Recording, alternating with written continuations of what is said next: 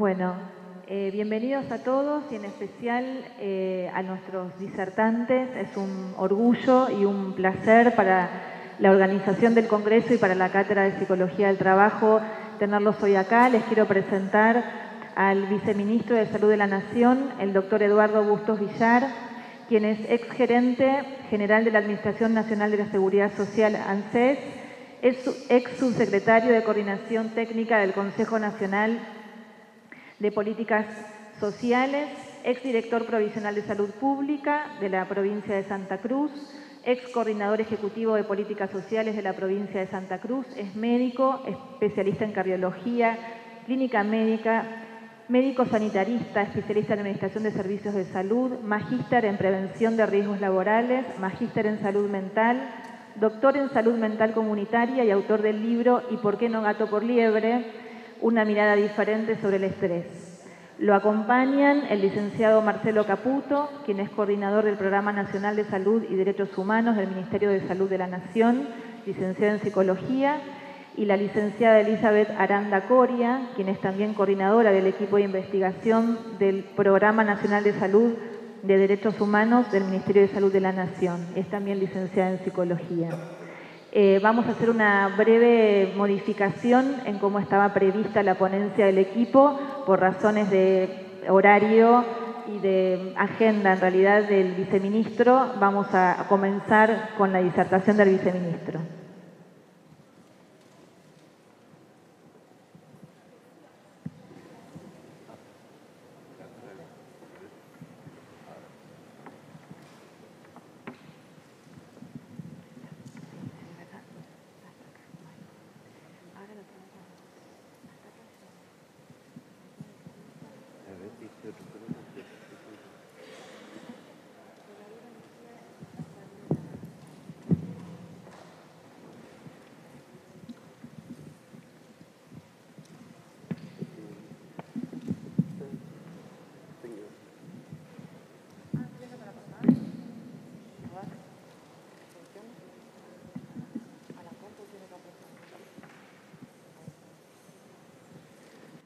Bien, bueno, agradezco la sesión del primer Congreso Universitario de Psicología Aplicada al Trabajo y la posibilidad de poder disfrutar de este espacio, como lo planteaba hace unos momentos el doctor Clemenson, espacio de reflexión, espacio de debate. Lo comentaba también el profesor Alonso cuando decía y hablaba de la importancia que podamos tener una mirada crítica sobre el mundo del trabajo, sobre qué pasa con los trabajadores. Y bueno, en ese campo, en ese terreno, hemos tratado de investigar, de indagar, de saber qué le sucede a la gente o qué percibe o cómo percibe lo que está pasando en el ámbito laboral, en su lugar de trabajo, en su entorno, en su medio social, en su medio familiar. Y decíamos, hemos alterado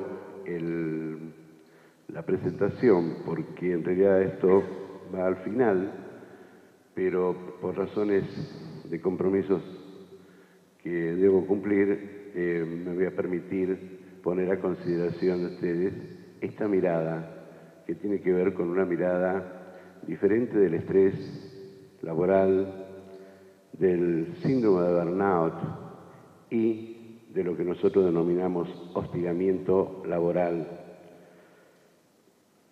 conocido por todos nosotros como moving, pero creemos que el castellano es muy rico y necesitamos darle una impronta absolutamente local, y es el instrumento que va a presentar luego la licenciada Elizabeth Coria Aranda, con el cual estamos trabajando en estos momentos. Yo me voy a permitir, si me da cruzarme acá.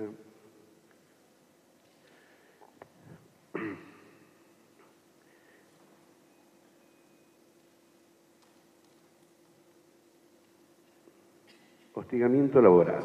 Hostigamiento laboral, vamos a hablar de conceptualización, posteriormente de herramientas o instrumentos de evaluación y de factores protectores de la organización, que es al cual yo me voy a referir, y esto tiene que ver con un trabajo que se llevó a cabo en la Administración Nacional de la Seguridad Social, donde se encuestaron aproximadamente 4.068 agentes, de los cuales 3.776 respondieron la encuesta, es decir, que hubo una participación del 94.4% de los trabajadores de la Administración Nacional de la Seguridad Social, que se desempeñaban en la línea de atención, es decir, en lo que son las unidades de atención integral de la organización, que son las bocas de atención que tiene a lo largo y a lo ancho de todo el país. Esto fue analizado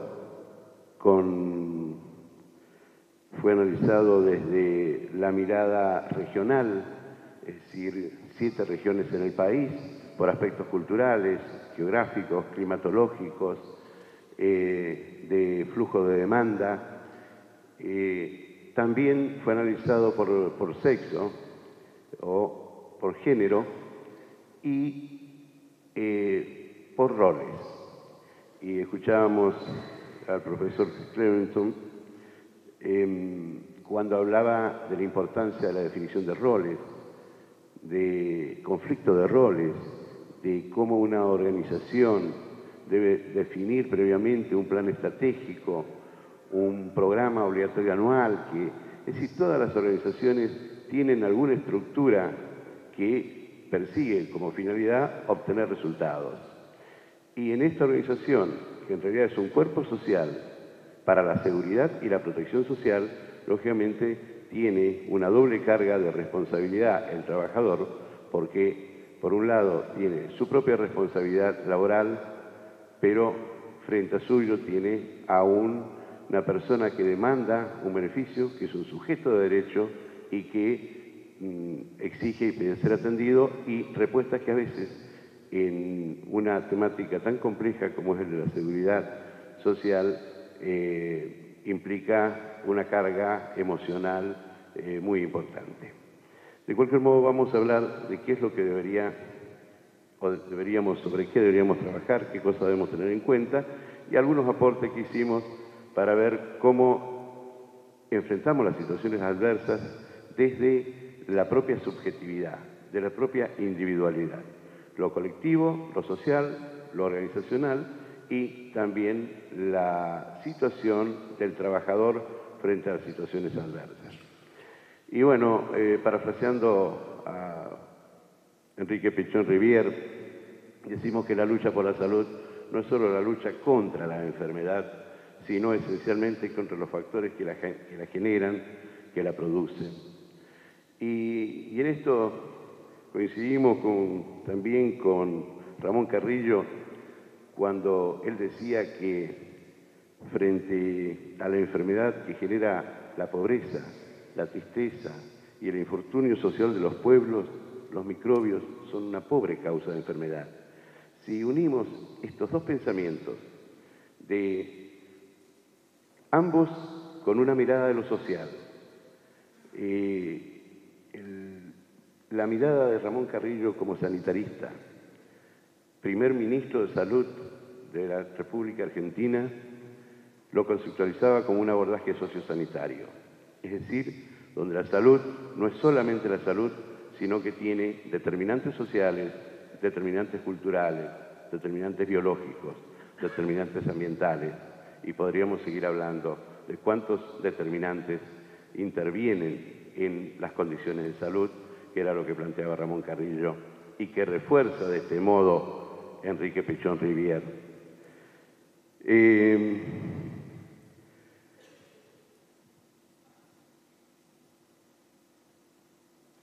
Cuando hablamos de factores de protección, hablamos de planos de intervención. Y decíamos recién que hay una intervención desde lo social o de las redes sociales que son elementos de contención del trabajador. Y acá, cuando hablamos de lo social, podemos hablar del grupo familiar, del club, de los amigos, o de la construcción que podemos realizar en el plano de la organización.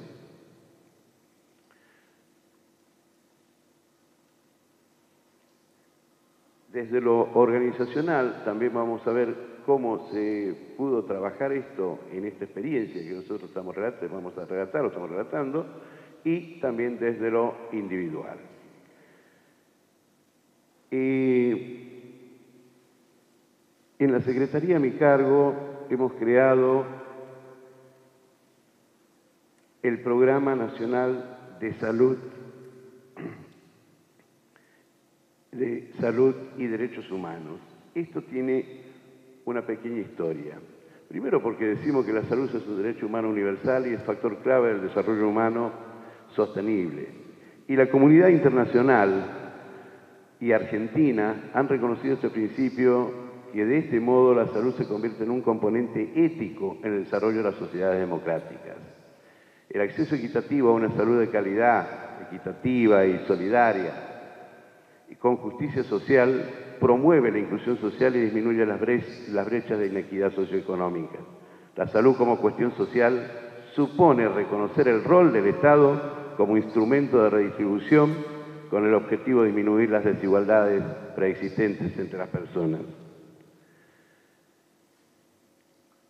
La Organización Mundial de la Salud ya en el año 1946 y Argentina en el mismo año también hablaba de la importancia de la salud como el goce del grado máximo de salud que se pueda lograr y que es uno de los derechos fundamentales.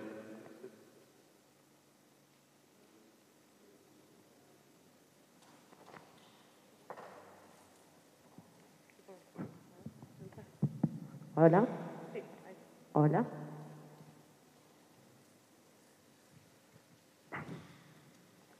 Decía, el goce del grado máximo de salud que se puede lograr es uno de los derechos fundamentales de todo ser humano sin distinción de raza, religión, ideología política o condición económica o social.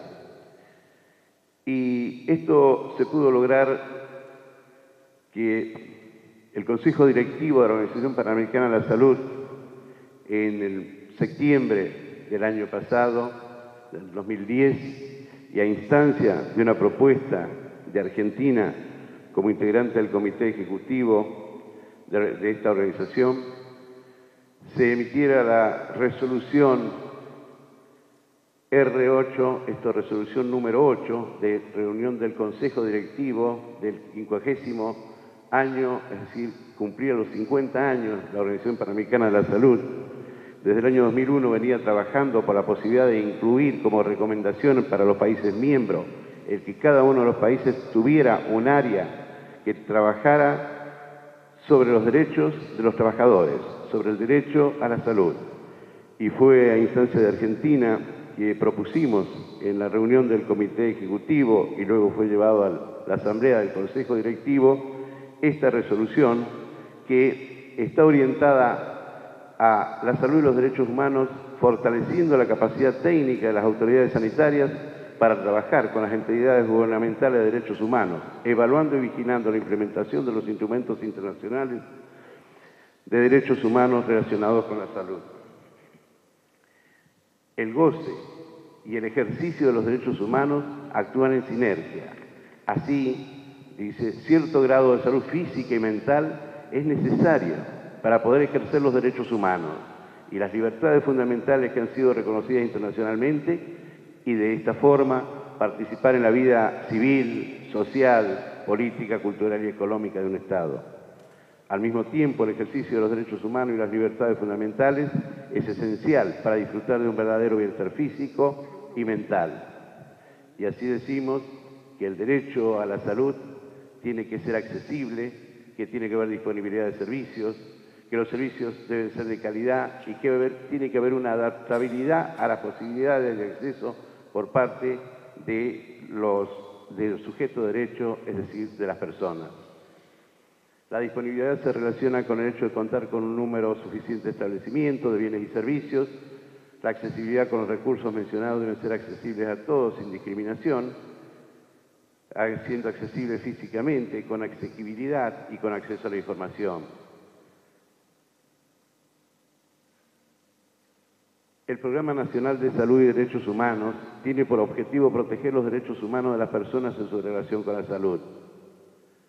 Objetivos específicos: identificar los estresores psicosociales que implican serios riesgos en la salud y en el contexto laboral. Investigar los fenómenos implicados en el binomio salud-derechos humanos con la finalidad de transferir tecnología y herramientas eficaces a la sociedad. Y promocionar estilos de vida saludables. Desde la intervención organizacional tenemos que decir que el repertorio de recomendaciones prácticas sobre la violencia en el lugar de trabajo, en el sector de los servicios y medidas para combatirlas fue propuesta ya por la OIT en el año 2003. Ejes fundamentales es definición de violencia en el lugar de trabajo, instauración de un proceso de reclamación justo que no permita represalias, el desarrollo de programas de información, educación y formación, establecimiento de medidas concretas que permitan prevenir, controlar y eliminar, en caso que se produzca, la violencia en el lugar de trabajo, garantizar la confidencialidad en los casos de que sea necesario y establecer un diálogo constructivo entre el gobierno, las autoridades y los representantes sindicales. Con formación de los trabajadores, mejorando la capacidad para detectar situaciones violentas, inculcar actitudes interpersonales y de comunicación que podrían prevenir y neutralizar situaciones potencialmente violentas, fortalecer las actitudes positivas para propiciar la creación de un entorno favorable, con formación de supervisores a fin de que puedan detectar situaciones que podrían implicar violencia laboral, apoyar a los trabajadores que estén en vías de recuperación y ofrecerles el asesoramiento correspondiente. Establecer canales fluidos y permanentes de comunicación. Los niveles de prevención. Bueno, hablamos de prevención primaria, que este es el hecho fundamental al cual debemos tender y orientar nuestros esfuerzos, porque es a través de la concientización sobre la temática de los trabajadores que vamos a poder prevenir. Poder detectar precozmente situaciones de hostigamiento, de estrés o de qué niveles de burnout pueden tener cada uno de los trabajadores en su lugar o en su momento de la vida laboral. La prevención secundaria, reencauzando situaciones traumáticas, preestableciendo estrategias para la eficaz resolución de los casos. La prevención terciaria, con tratamiento psicológico en los casos que sea necesario, mediante la derivación a servicios especializados. Seguimiento de los casos abordados, que esto es fundamental. El trabajo y el crecimiento integral es un derecho de todos los ciudadanos respaldado por nuestra Constitución. Los conflictos son inherentes a las condiciones humanas y no a un hecho aislado, por lo que se deben establecer políticas permanentes de intervención. La igualdad de oportunidades, la posibilidad de crecer y desarrollarse deben brindarse a toda persona sin discriminación de ningún tipo y con igualdad de trato. El bienestar laboral es un concepto de salud integral, es decir, un estado de completo bienestar físico, mental y social, y debemos agregar acá espiritual por nuestra condición de seres ascendentes, y no solo la ausencia de enfermedad.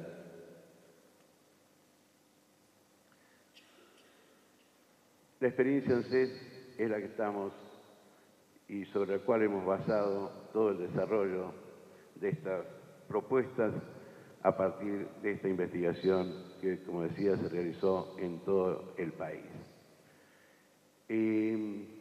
Las acciones implementadas tuvieron que ver con un anteproyecto de ley que estamos recuperando en este momento para redefinir nuevos aspectos que en su momento, si bien está tomado desde la prevención y no desde la reparación del daño, sino como instancia primaria, es la prevención de todos los hechos que pueden significar situaciones estresantes, que pueden significar situaciones de violencia, de maltrato, de hostigamiento. Para ello hemos trabajado en estos conceptos de lo que decíamos recién, prevención primaria, secundaria y terciaria. A nivel organizacional se desarrolló un programa de asistencia al empleado con el sistema de trabajos de grupos, de trabajo grupal, pero fundamentalmente con la concepción pichoniana de participación, de interacción, de discusión y de revisión de las praxis en cada una de las unidades de atención integral de la Administración Nacional de la Seguridad Social. Esto se hizo con colaboración de los sindicatos, con mucho apoyo. Realmente fue una experiencia muy rica la que nos dejó, porque creo que nos ha servido a todos y fundamentalmente le ha servido a la gente de ANSES. Incorporamos la mediación como herramienta de resolución de conflictos, que creemos que es a través del diálogo, que es a través de esta concepción de ser actores y protagonistas del cambio y no meramente ejecutores operativos de una directiva, como planteaba el profesor en la presentación anterior. De modo tal de que la dignidad del trabajador se recupera también cuando tenemos la posibilidad de opinar, de redefinir nuestras prácticas o de aportar ideas para innovar en estrategias o en modos de abordar las problemáticas de la organización. Y a nivel esto, existe la resolución de la edición ejecutiva número 70 del 2007, donde también se establece una línea de contacto de abordaje interdisciplinario. A nivel individual, la autogestión del estrés, desde un abordaje cognitivo-conductual o conductivo-comportamental. Para ello, desarrollamos la técnica del gato, o del darse cuenta, decimos, porque en realidad el gato lo que nos ayuda es que nos demos cuenta de cómo podemos manejar o cómo manejamos algunas situaciones y qué nos podría estar enseñando el gato a nosotros. Y esto de ninguna manera significa que nos subestimemos o que sobrevaloremos al gato, pero que tiene conductas que nos enseñen o pueden servir para repensar nuestras actitudes, nuestras creencias o nuestras autoconversaciones.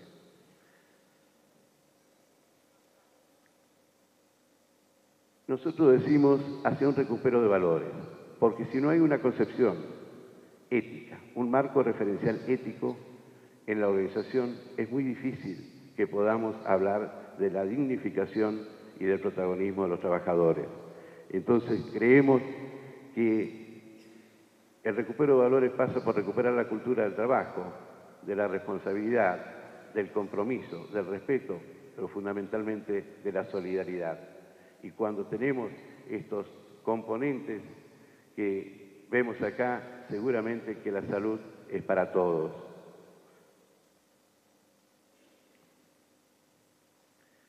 ¿Cuáles son los aportes de la psicología? Psicología del trabajo, la psicología clínica y psicología de la espiritualidad. Acá nos referimos a una de las corrientes que tiene que ver con la logoterapia, con aquello que planteaba Viktor Frankl, de la presencia ignorada de Dios, y de la psicología cognitiva, de la psicología comportamental y de la psicología positiva. Áreas y corrientes. Podemos aportar y pueden ser todas, puede haber mezclas, pero fundamentalmente tratamos de desarrollar esto que tiene que ver con un marco teórico, pero también con experiencias empíricas. Y acá hay una cuestión que nosotros queremos rescatar, y es la dimensión espiritual en el trabajo. La espiritualidad es definida como una relación con Dios o una entidad que se considere superior, que provee significado, propósito y misión de vida. Esta relación produce estados afectivos, tales como el altruismo, el amor y el perdón, que tienen un efecto significativo en las relaciones del individuo consigo mismo, con las otras personas, con la naturaleza y con lo que se considere como una entidad superior. La perspectiva de origen intrínseco se corresponde con el principio que se origina en la interioridad del individuo, en la búsqueda interna de un significado o de sentido de vida que puede llevar a cabo cualquier persona sin importar si pertenece a una entidad religiosa en particular. La perspectiva religiosa emana de las creencias e instituciones religiosas, realzándose en la medida en que las personas cumplen con las normativas institucionales. La perspectiva existencial tiene que ver con la búsqueda de significado personal en la propia vida. Es activa y se da en todos los contextos sociales con que se interactúa, como la familia, la pareja, el trabajo, la comunidad. La espiritualidad en el contexto laboral puede definirse como un marco de valores organizacionales, evidenciados en una cultura que promueve una experiencia de trascendencia en el empleado a través de los procesos de trabajo, facilitando su sentido de conexión con otros de una manera que provee sentimientos de regocijo y totalidad. Esta experiencia de trascendencia es experimentada por los empleados como una conexión personal de estos con el contenido y los procesos de su trabajo, permitiéndoles vivenciar sentimientos positivos hacia su ambiente de trabajo en general. La integración del yo con el ambiente de trabajo, donde el trabajo es un lugar en el que se puede expresar y desarrollar la espiritualidad. El sujeto puede sentirse como una entidad integrada en el área de trabajo y hay un significado del trabajo, porque es percibido como un medio de expresión de las necesidades internas del individuo, convirtiéndolo en una forma de expresar su dimensión espiritual. La trascendencia del yo fenomenológico. Los empleados experimentan el trabajo como una comunidad donde se reconoce la importancia de la interconexión de todos y ello contribuye al desarrollo integral. Y el crecimiento y desarrollo personal a través del trabajo es un proceso continuo que se ve manifestado en las dimensiones descritas para que la integración, significado y trascendencia de un individuo en el trabajo alcance un nivel donde debe ocurrir un proceso de crecimiento y desarrollo personal.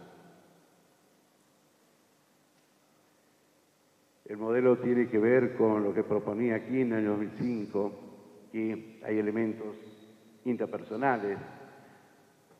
Estos elementos interpersonales tienen consecuencias organizacionales, estas tienen consecuencias en los aspectos del ambiente y así se transforma o en un círculo virtuoso o en un círculo dañino para el trabajador.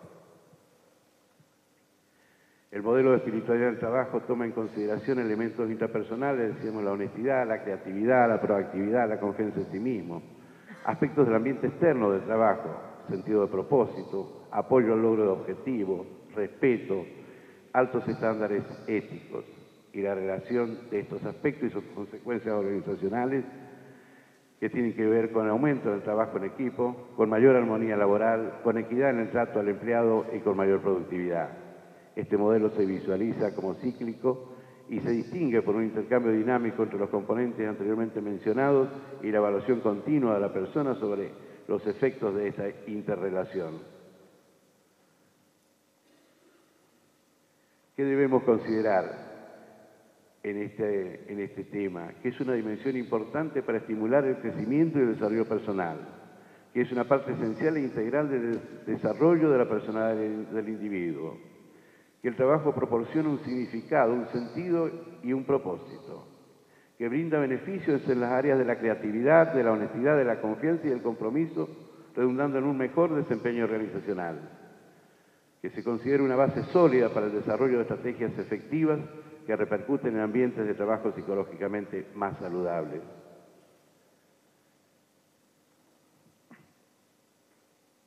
Y como decía, o como dice este proverbio hindú, nada ha cambiado, solo yo he cambiado, por lo tanto, todo ha cambiado.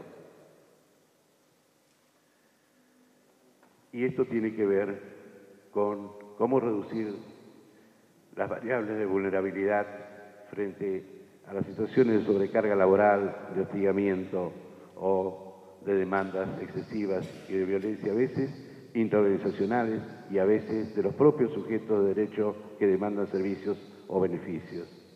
Y entonces es importante poder contar con redes de contención social, con un estilo de afrontamiento activo de los problemas, con una expectativa positiva frente al desenlace de los mismos, con la creencia que puedo incidir con mi conducta para ello, desarrollando la autoestima o propia valía personal. Y acá nosotros nos planteamos en los riesgos psicosociales si el estrés, si estas situaciones de tensión son un camino hacia la superación o hacia la autodestrucción. Y también planteamos un interrogante y nos preguntamos cuál es la mejor opción para nosotros, colocándonos en la situación de trabajadores. Todos somos trabajadores.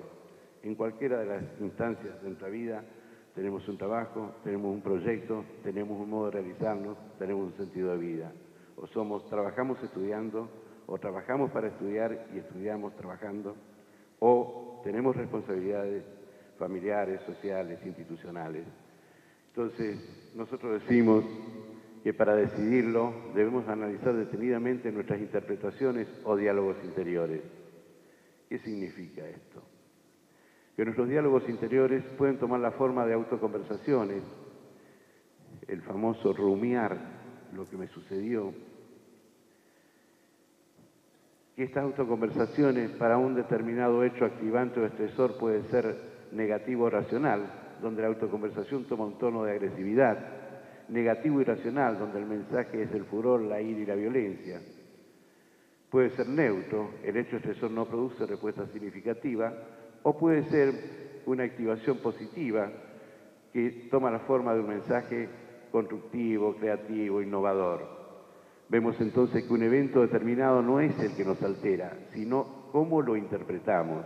Por lo tanto, uno puede elegir cuánto uno quiere ser afectado por el estrés o por las situaciones de tensión o de conflicto.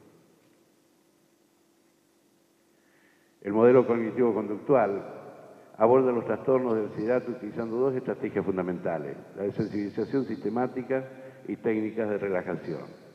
El modelo cognitivo propone realizar un descubrimiento guiado mediante introspección. Se detectan las creencias disfuncionales que nos atan de manera patológica a diversas situaciones. El cambio de estas creencias nos permite pararnos en otro lugar, frente al problema, evaluarlo en su justa dimensión y actuar de manera positiva para resolverlo y seguir adelante con nuestro proyecto de vida. El enfoque de la psicología positiva nos invita a trabajar en promoción de la salud, tomando en cuenta los recursos personales como son las fortalezas y virtudes. Las fortalezas son los rasgos y disposiciones personales del sujeto a través de los cuales las virtudes se ponen en acción. Y las virtudes son valoradas, como eran valoradas por los antiguos filósofos griegos y romanos, constituyendo un patrimonio moral del ser humano y que se define como la cualidad humana que permite obrar conforme a un sentido moral. Y resulta, decimos nosotros, interesante interrogarse acerca de cómo y por qué, frente a situaciones de gran monto de estrés, la persona puede desarrollar fortalezas, emociones positivas o desarrollar proyectos de vida constructivos. Y tiene que ver con el capital psíquico, tiene que ver con los factores y procesos que permiten el desarrollo de nuevas propuestas. Tiene que ver con virtudes centrales como la sabiduría y el conocimiento, el coraje, el humanismo, la justicia, la templanza, la trascendencia. Y entonces podemos hablar de sabiduría y conocimiento como fortalezas cognitivas que implican la adquisición y el uso del conocimiento. El coraje como la fortaleza y emociones que implican la consecución de metas ante situaciones de dificultad externas o internas. Humanidad, fortalezas interpersonales que implican cuidar y ofrecer amistad y cariño a los demás. Justicia, fortalezas cívicas que conllevan una vida en comunidad saludable. La templanza como fortalezas que nos protegen contra los excesos y la trascendencia que forjan conexiones con la inmensidad del universo y proveen significado de vida. Y vemos entonces que la vulnerabilidad es un proceso interactivo que se relaciona con momentos claves en la vida de una persona, con una potencialidad de que se produzca un riesgo o un daño, que alude a una dimensión continua del comportamiento que oscila, desde una adaptación más exitosa al estrés o a las situaciones adversas hacia una menos exitosa. Se relaciona con los conceptos de riesgo y factores protectores. Es la incapacidad de absorción de efectos de cambio mediante un autoajuste. Se refiere a nivel de cohesión interna que posee una empresa, es decir, que el grado de vulnerabilidad estará dado por el modo de vinculación entre sus miembros y su conjunto. O sea que acá hay una interacción directa entre el trabajador y la empresa. La vulnerabilidad irá aumentando en la medida en que se observe esta interacción negativa o si esto lo transformamos en una relación positiva. Por ello, si todos sabemos y conocemos el significado de la resiliencia, que fundamentalmente significa volver atrás, volver de un salto, resaltar, rebotar, pero fundamentalmente es la capacidad de adaptarnos a aquellas situaciones adversas, a pesar de que nacer y vivir en situaciones de alto riesgo nos desarrollan psicológicamente sanos y exitosos. Es decir, no es una situación genética, es una cuestión que lo vamos aprendiendo, nos vamos adaptando y esto nos sirve y hay experiencias muy importantes e interesantes para comentar que por razones de tiempo nos vamos a limitar y en todo caso lo podemos hacer después fuera de la presentación. Tenemos todas las definiciones.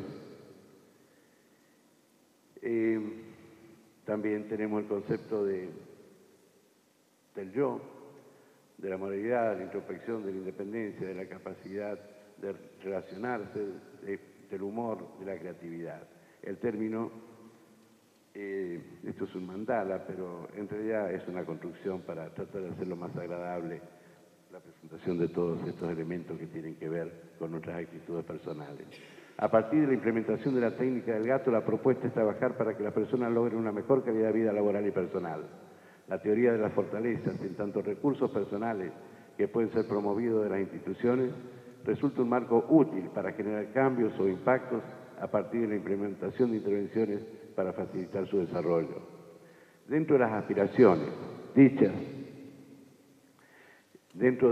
aspiraciones dichas implementaciones, está el convocar a ser capaces de provocar la búsqueda en cada ser humano de sus fortalezas, de su potencial psicológico, de los valores con que se cuentan, para que se puedan utilizar y puedan construir nuevos proyectos de vida con sentido común, dándole importancia a las acciones preventivas, posibilitando un aprovechamiento, asimilación y acomodación a los ámbitos de la vida cotidiana. ¿Y por qué tomamos el gato? Creo que todos estamos familiarizados con este animalito y hemos visto al gato en situaciones de estrés frente a un perro, cómo encorva el lomo, se produce una piloerección, agranda sus pupilas, incrementa la frecuencia cardíaca, la frecuencia respiratoria, acumula y pone glucógeno a disposición de las masas musculares a través de un incremento del flujo de sangre a las áreas centrales como es el cerebro, el corazón y las masas musculares de los miembros. ¿Para qué? Para luchar por su supervivencia. Este es un mecanismo de adaptación. Tiene que ver con lo que refería el padre del estrés, Hans Eliot, cuando hablaba del síndrome general de adaptación. Cómo frente a situaciones que percibimos como amenazantes, nos adaptamos, se acelera nuestra frecuencia, nos emocionamos y nos preparamos para la fuga o la defensa. Y acá tenemos una situación donde el gato pondera la situación de riesgo que está frente a este bulldog, no sé cuál era, bulldog, llamémosle, pero fundamentalmente podría ser un bulldog, un doberman, un rottweiler, cualquiera de las razas que pone en riesgo la vida del gato. ¿Y el gato qué hace? Frente a esto, a la amenaza y al riesgo de perder la vida o recibir una agresión que pueda dañarlo fuertemente, ¿qué hace? El gato se sube a una verja, como en este caso, a un árbol, a una pared, trepa, y el gato después, una vez que está allá arriba, lo mira al perro que se desespera, que quiere agredirlo, y dice, bueno, este es tu problema, no es el mío. Es decir, que el gato ya dejó de gastar los recursos para los cuales se había preparado en esta circunstancia, porque se alejó de la situación de riesgo, porque le dio exactamente el valor que tenía la situación y no fue mucho más allá.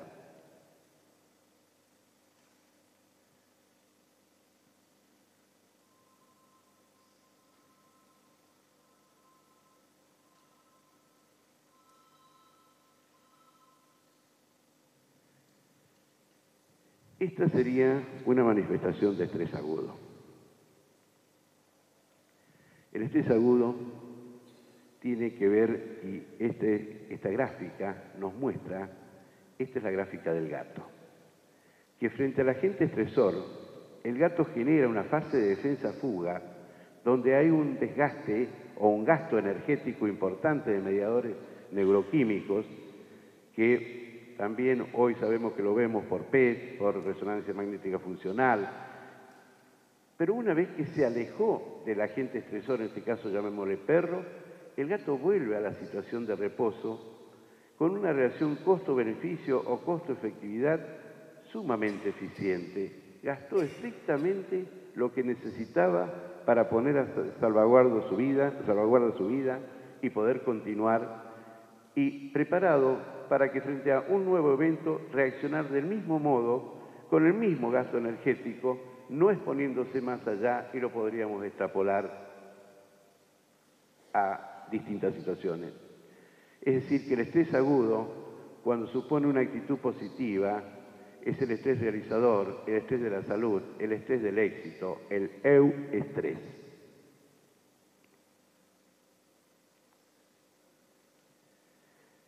¿Qué pasa en el estrés en el hombre?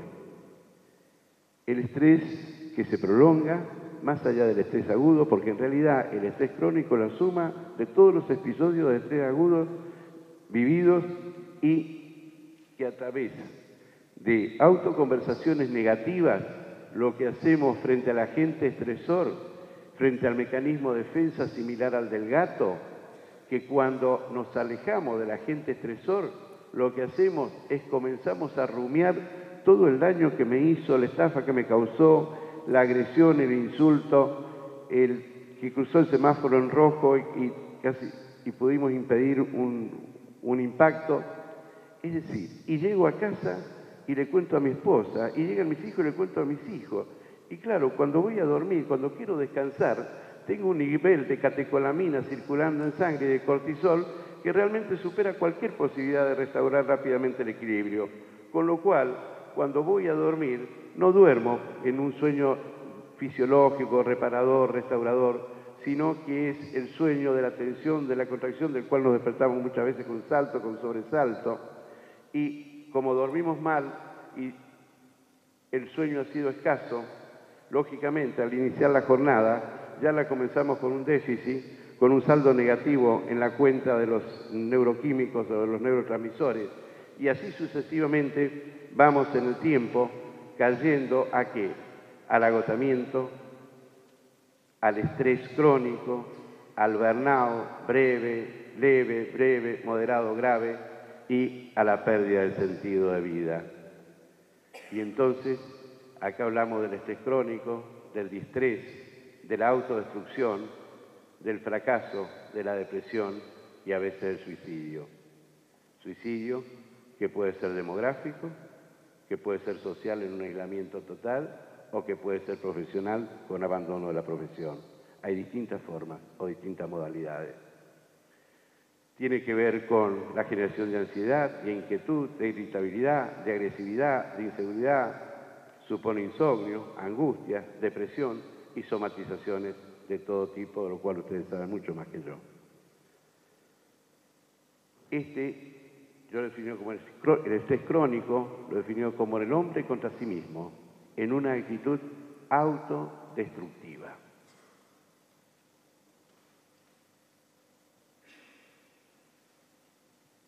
Todos recordamos seguramente a una eminencia, a un reconocido cardiocirujano, que colocó al país en la cima de la consideración mundial en su especialidad. Y fíjense que decía el doctor Favaloro en una carta que le escribió al doctor Fernando de la Rúa, presidente en ese momento del país. Decía, te escribo estas líneas porque nuestra fundación está al borde de la quiebra. Te imaginarás cómo me siento después de 30 años de hecho dedicado por completo a la medicina y a mi país. No sé cómo voy a poner la cara frente a una derrota. Créeme, Fernando, nunca pensé que iba a tener que afrontar un momento como este. En fin, te Te ruego que influyas para conseguir una donación urgente. Perdóname que te haga llegar este pedido. Te escribo desde la desesperación. Nunca en mi vida estuve tan deprimido. Con el afecto de siempre, René Favaloro. Esta carta fue dirigida al señor presidente de la Rúa unos días antes de su muerte. Esto está tomado del libro de Pablo Calvo, La muerte de Favaloro, de Editorial Sudamericana. Por eso nosotros decimos que a la máxima instintividad del gato, porque evidentemente son mecanismos absolutamente instintivos, predeterminados, prefijados, de esto podemos hablar mucho también, la máxima racionalidad del hombre en el manejo positivo y creativo de sus emociones. Cuidado con las autoconversaciones negativas. Y entonces acá mostramos algún otro aspecto también que tiene que ver con esta toma de conciencia, con esta sensibilización y cómo vamos modificando nuestros comportamientos, nuestras conductas. Decimos que el hemisferio cerebral izquierdo es el hemisferio visible, objetivo, racional, concreto, lógico, matemático, secuencial, que los valores están en la salud, la sexualidad y los bienes materiales, que esto pertenece a la dimensión del cuerpo, a la dimensión física, que el hemisferio cerebral derecho es el hemisferio del mundo invisible, de la subjetividad, de las emociones, de lo afectivo, de la sensibilidad, de la creatividad, de lo perceptivo, de lo intuitivo, que acá lo que prima es la armonía, el amor y los bienes espirituales. Uno tiene que ver con la dimensión física, el otro tiene que ver con la dimensión espiritual. Y acá hablamos también, antes hablábamos del hombre contra sí mismo, ahora hablamos del hombre dividido.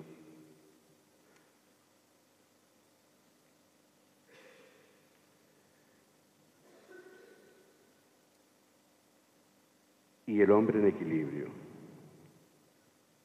San Agustín hablaba del hombre en equilibrio, o del hombre nuevo. Y tiene que ver con cómo logramos el equilibrio. Por supuesto que es un equilibrio inestable, dinámico, pero donde podamos encontrar este equilibrio, donde acá hemos cruzado que la sexualidad debe darse en el marco del amor, que la salud debe ser resultado de la armonía interior y que debe existir un equilibrio entre los bienes materiales necesarios para nuestras necesidades y demandas y con los bienes espirituales, que son los que nos dan la serenidad, la armonía, la paz.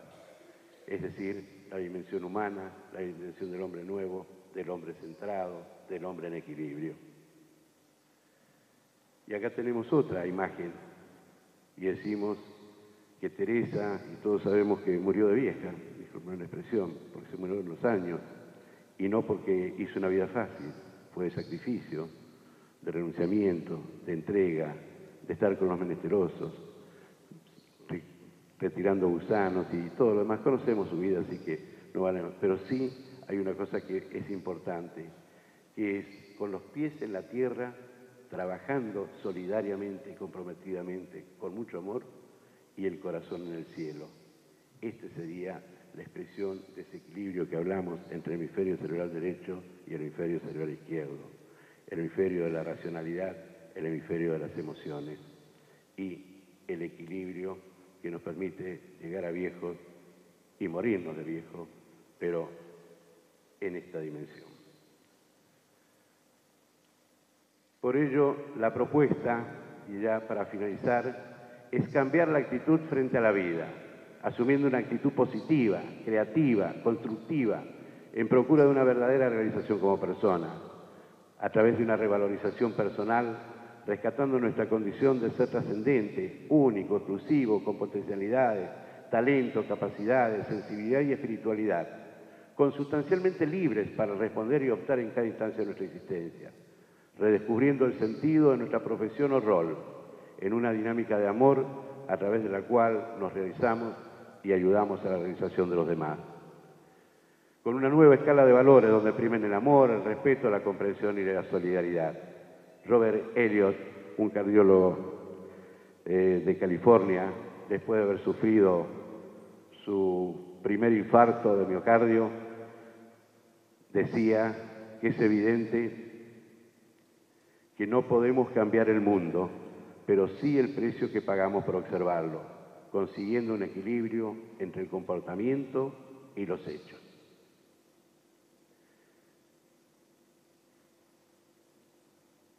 En síntesis, Bárbara Brown expresaba que si no se puede cambiar el hecho, se puede cambiar la percepción del mismo, modificando las autoconversaciones, y que en pocos años más, cuando seguramente tomemos conciencia que de nuestra actitud de vida depende la salud o la enfermedad, el éxito o la derrota, nos dará vergüenza hablar de nuestros fracasos o decir que estamos enfermos, porque significará que no estamos pensando bien, pues de algún modo estaremos revelando la naturaleza íntima de nuestros pensamientos y sentimientos.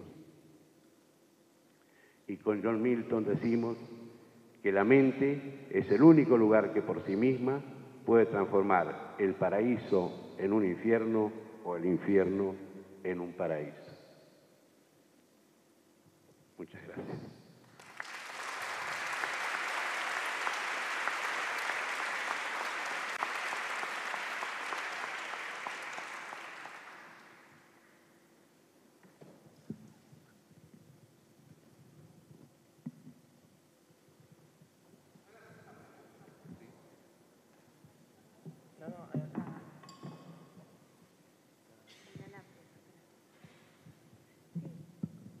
Sí, sí.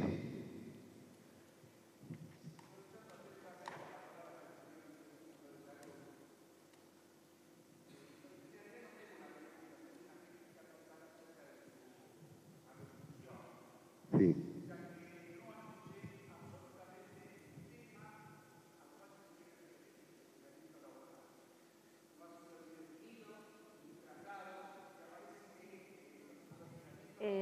¿Me permite una aclaración? Discúlpeme, le quiero hacer una aclaración porque a lo mejor no fui yo muy clara. No, pero es una aclaración. Sí, pero es una aclaración. Cuando empezó el panel, hice la aclaración que por un motivo de orden, digamos, de agenda, de tener que trastocar el orden, la ponencia, íbamos a iniciar con la ponencia del viceministro. ¿Cómo? No, pero le estoy comentando desde la organización.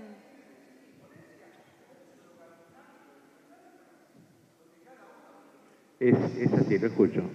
Lo escucho atentamente. Sí, sí.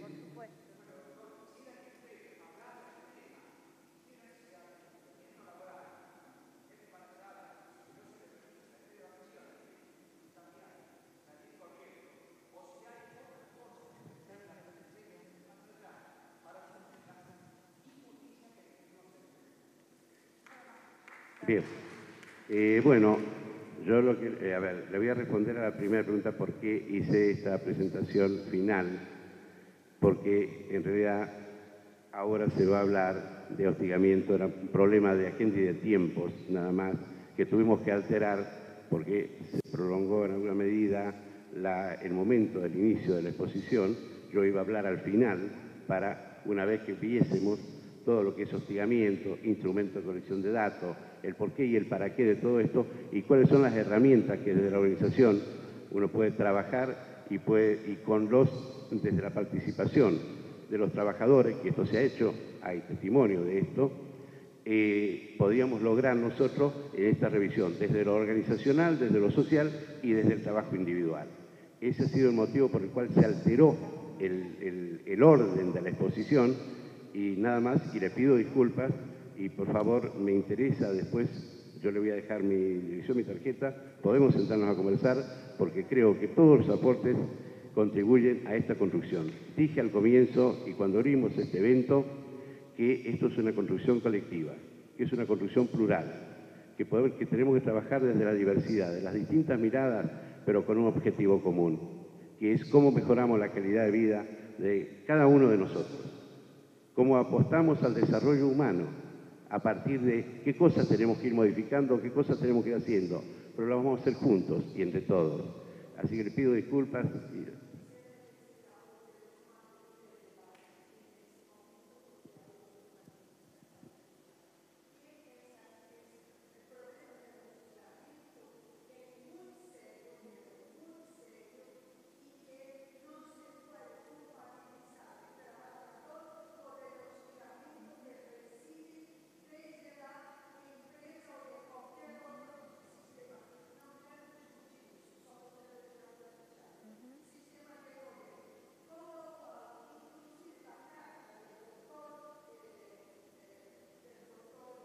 A ver.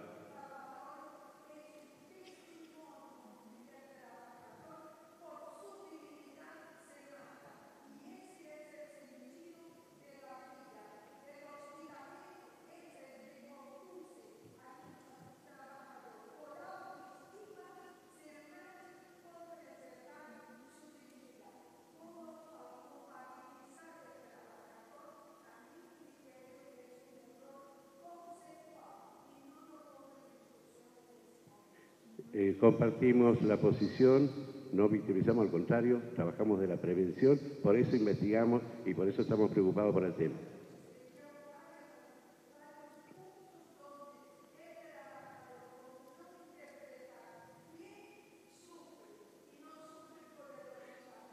Son herramientas que ya se van a poner a consideración. Yo creo que es importante el debate y yo les pido disculpas, pero me tengo que retirar, señora coordinadora. Totalmente de acuerdo. La verdad es que lo que amerita, y le pido disculpas al señor, no era por acallarlo para nada, era simplemente hacerme cargo de, a lo mejor no haber aclarado que hubo a pedido de la ponencia hubo un trastoque, se inició hablando de lo que es el estrés. O sea, si escuchamos atentamente, yo coincido con la señora de que no nos hemos ni siquiera... Dulce, disculpe, Dulce Suaya, por supuesto.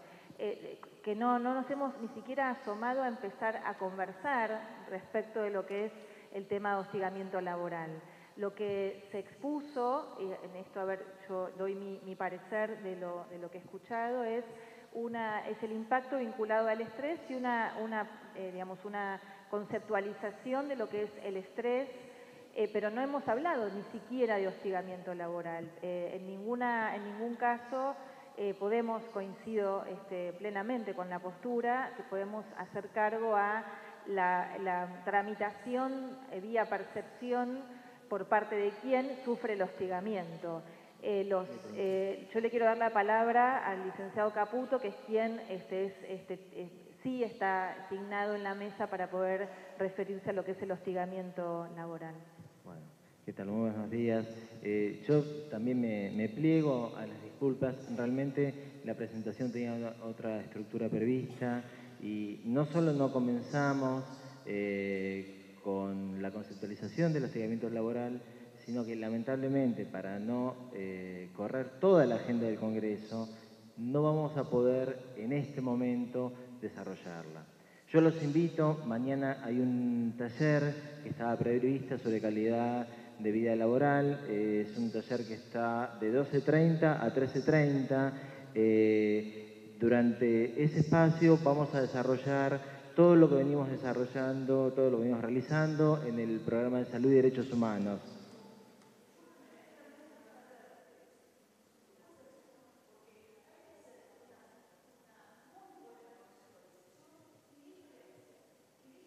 Pero no, a ver si me permitís, digamos, si me escucharas, te puedo, yo les cuento un poco cómo estaba pensado. Nosotros tenemos una primera etapa donde vamos a desarrollar la conceptualización de hostigamiento laboral, no solo la conceptualización clásica, sino un modelo que hemos desarrollado del Ministerio de Salud. Luego vamos a hablar de una técnica que estamos validando. No existe técnica en Latinoamérica validada acerca del hostigamiento laboral. Nosotros la estamos desarrollando, así que evidentemente nos parece muy importante. Luego venía la disertación del doctor, donde yo también estimo que por una cuestión de poco tiempo no se pudo también por ahí explicar del todo. En ningún momento se estaba culpabilizando al trabajador. Lo que sí es cierto es que hay factores que reducen la vulnerabilidad que uno puede tener frente a un fenómeno de hostigamiento. Esto no quiere decir que uno se tiene que adaptar a que uno lo hostiguen. Esto quiere decir que según cuáles sean los estilos de afrontamiento que nosotros adoptemos, según cuál sea la actitud que nosotros tomemos, el impacto que va a tener el hostigamiento de nosotros va a ser mucho menor. Ese era el concepto que se quería desarrollar. Lamentablemente, vuelvo a decir, se alteró todo el orden y bueno, si bien cada parte de la presentación tenía una coherencia interna, estaba pensado desarrollarlo de otra forma. Nuevamente, mis disculpas en esto, Se ha ido corriendo todo el cronograma del Congreso. En ese sentido, nosotros intentamos que no se corra más, por eso estamos bajando nuestras presentaciones y los invitamos mañana de 12:30 a 1:30 al taller que estaba consignado como calidad de vida laboral, a que vengan a escuchar la conceptualización de hostigamiento laboral. Lo lamento. Muchas gracias. Nos han dicho que no. Nos han dicho que no. Yo no tengo problema en desarrollarlo. Está cargado, pero nos han dicho que no.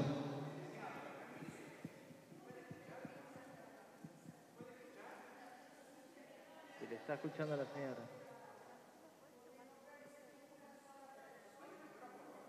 Bueno, ¿sabes qué?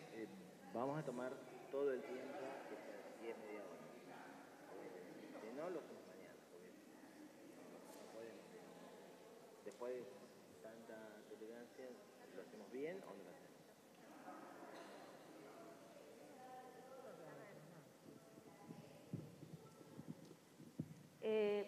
La flexibilidad me parece que también es una de las virtudes humanas. En ese sentido, tampoco es grato para nosotros no poder estar brindando esta presentación. Yo lo lamento, o sea, usted lamenta que no se haya dado la presentación, yo lamento no poder darla el día de hoy y tener que darla el día de mañana.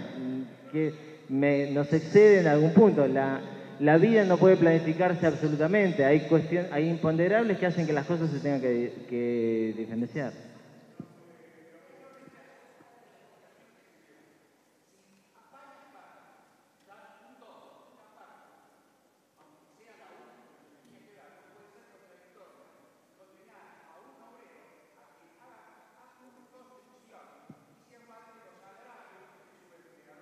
En ningún momento se dijo eso. Ya expliqué, digamos, que una cosa muy diferente es aguantar los agravios del trabajador y otra es decir cuáles son aquellos factores que reducen la vulnerabilidad de un trabajador frente a situaciones de hostigamiento. Son absolutamente dos cosas diferentes. De vuelta, seguramente si contamos con la presencia suya el día de mañana en el taller de calidad de vida laboral de 12:30 a 13:30, podrá de esta manera poder cerrar eso. ¿Qué cosa? La idea es que no se escucha todo, no sé, bueno, la tolerancia no... Señores, me parece que la situación merece que todos podamos ser respetuosos de los tiempos, de los expositores que vienen, de los debates que se han originado, que no se van a cerrar acá. Lo importante es pensar que las próximas actividades del Congreso van a dar cabida y van a dar lugar a estos debates. Tenemos 2 días para trabajar, pero me parece que por respeto a todos, a las 300 y pico de personas que hay en esta sala, sería conveniente que demos lugar a las actividades que siguen, no cerrar el debate, ¿sí? Seguir desplegándolo en aquellos ámbitos que están relacionados con los propósitos de esta charla de recién y poder seguir trabajando con armoniosidad y productividad. ¿Están de acuerdo? ¿Están de acuerdo?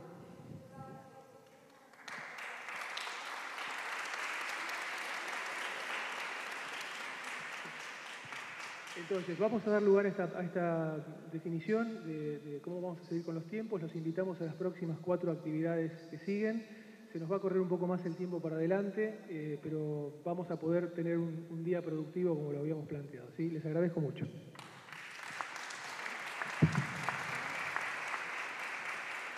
Para los que continúan en esta disertación, sí, ahora vamos a continuar en esta misma aula con el tema de psicología en las organizaciones y el trabajo. Para aquellos que van al aula 382, a la salida toman el ascensor, ¿sí?, que figura a su derecha, y ahí va a haber personas que lo van a guiar al aula, ¿sí? El salón verde se encuentra aquí a la vuelta en este mismo piso. Gracias.